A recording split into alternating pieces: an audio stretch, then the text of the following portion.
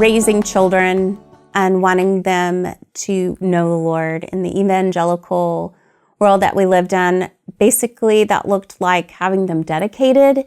To have them dedicated was to just stand up in front of the congregation, give their name, their date of birth, hear their parents, and it's more a commitment that you're going to raise your children to know the Lord.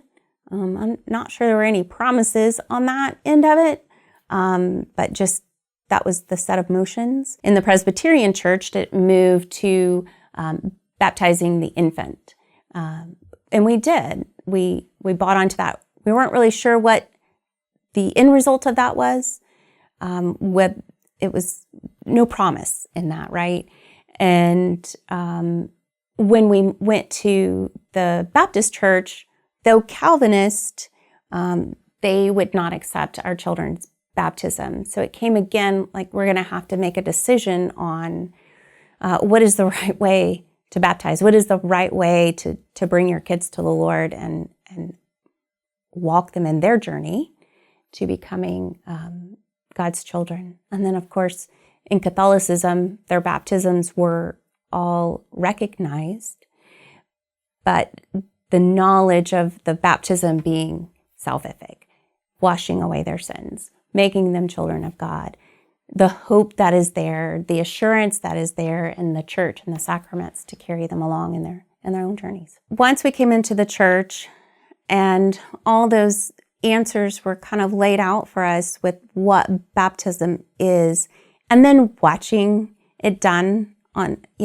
for other families, it did make me sad that we didn't have that beautiful rite for our children and that memory, but I had to hold on to the faith and the knowledge that God is good and He is true to His sacraments, and that sacrament in and of itself being that as long as there's the Word and the water, then the sacrament is still efficacious. And so I just had to hold on to that and not let my feelings get in the way of that one and just think on truth. Coming back into the church and wondering if their baptisms were valid or not, we were told very quickly that they were valid, but gosh, I kind of wished we could go back. Like, are you sure we can't do it anyway?